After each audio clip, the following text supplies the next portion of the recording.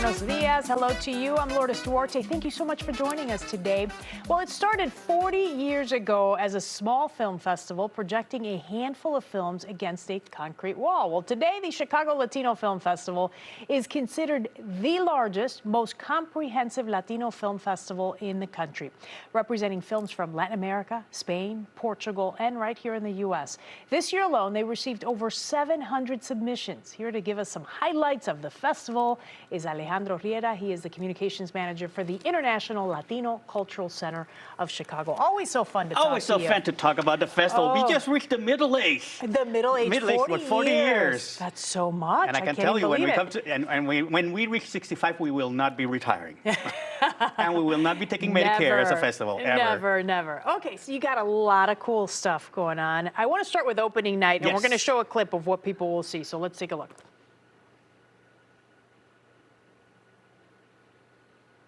I lost my wife. I don't want to lose my daughter too. The donor has been declared legally brain dead this morning.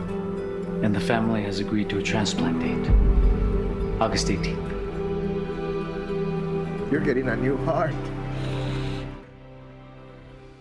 Oh, you can feel the emotion, Oh, right? yeah. Oh, wow. Tell me about this movie. Well, that sort of sets up the beginning of the story.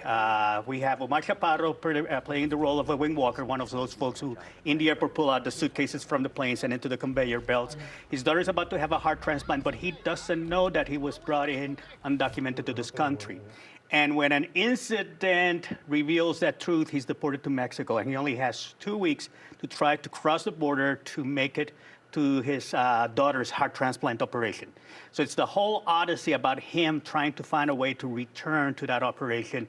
And in the process, this film, written by Alonso Alvarez Barrera and Max Arciniega, it talks a little bit about the current situation in the border. Even though the film took 10 years to make, it feels very current. I mean, most of these scenes were shot 2-3 years ago, but they are no different now when you see it in the news. As you see back then, people living in tents on the border, the different shelters that are providing some sort of comfort to these immigrants as to wait for the process to go through. So it's a very, very heartwarming, very touching film. We felt that this was the kind of film that really will set the tone for the festival. We have Omar Chaparro, who's like right now one of the biggest stars in Mexico in terms of his role as a TV comedian, TV host, film actor. This was his first dramatic role. So we're pleased to have him. Obviously, there's the Chicago connection with Max Arciniega, Teatro Vista Ensemble member who's appeared in so many shows in Hollywood, like Breaking Bad. I mean, we don't have Max. That's amazing. What a great way to open the night, right? A great way to open the night, and a great nice tie-in with Melissa Dupre, who's coming in later, who's also part of the Teatro Vista Ensemble. It all works together. We talked a lot about the talent that the city still offers to the world, in terms of its acting community. In terms of a yet to grow and develop film community, that's the one thing where we still need a little bit of a push. We don't have as strong a film community in the Latino community as we could have had by now. But the fact that we have that Teatro Vista connection gives it so much more, much more of a local, and then with Omar, an international flavor as well. This is so cool because you've been doing this, like you said, for 40 years now. And I'm always so impressed and so amazed that you're able to narrow it down to just, a few dozen films, and it's so hard to do. It's so hard. 700 submissions alone, and I suspect that we could have received many more. I mean, I started keeping count of at least the Latin American selections on the major A-list festivals up to July, and I built a list of about 200. Wow. Without counting the ones that come in the fall. So, the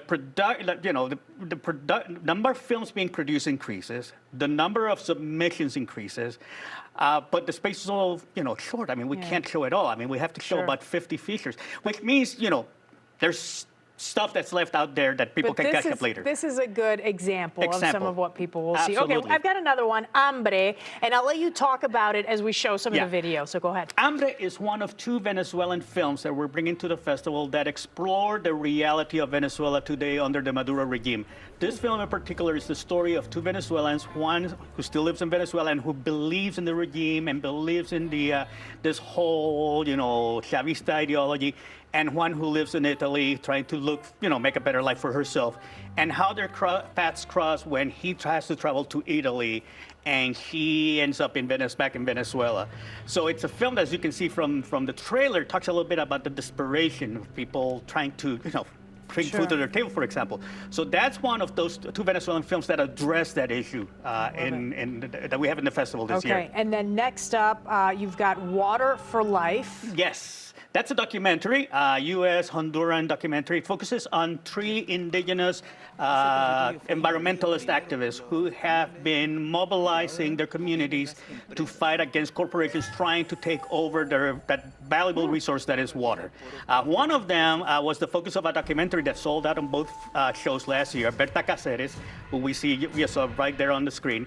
Berta was murdered by hired, sicarios that were hired not only by the government, but by one of these entities that were trying to pretty much take over water rights in Honduras. So, we felt that this sort of expanded what that film called I Am Berta explored, and also because it's one of the films that's selling out fast right now, surprisingly, which means that a lot of people are interested in all these environmental issues as well. Yeah.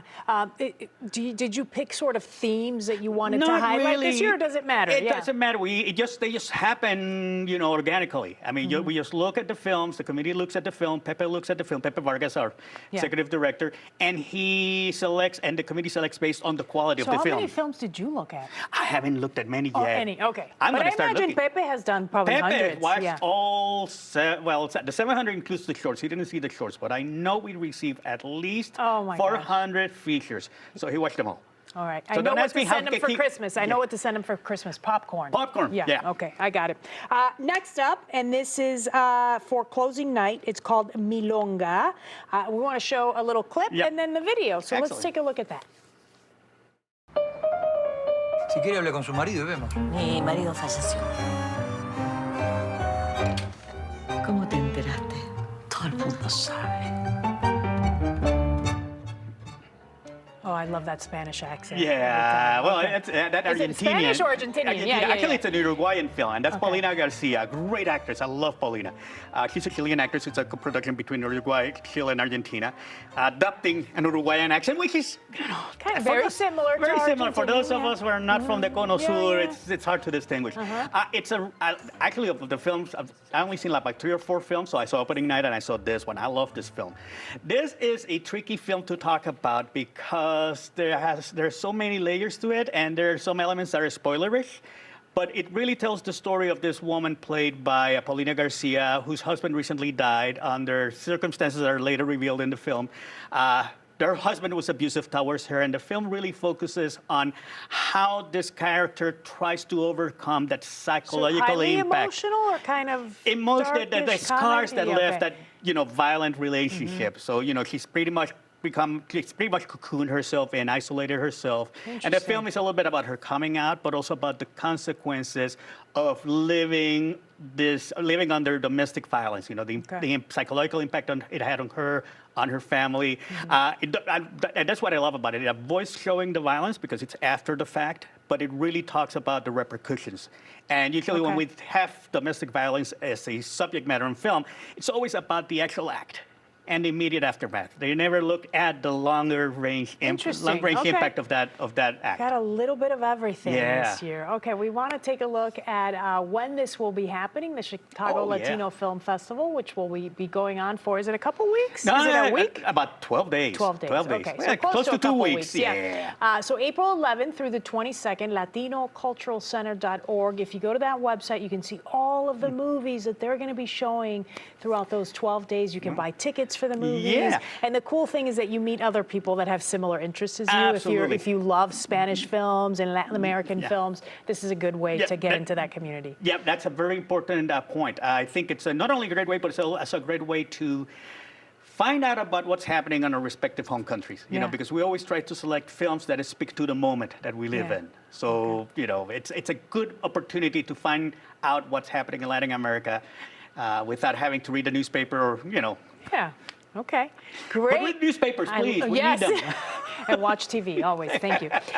Thank you, Alejandro. You're Thank doing you. great work, and we appreciate it. Can't wait for the 65-year anniversary, okay? I hope I'm not on a We'll be wheelchair by around. then. We'll be around.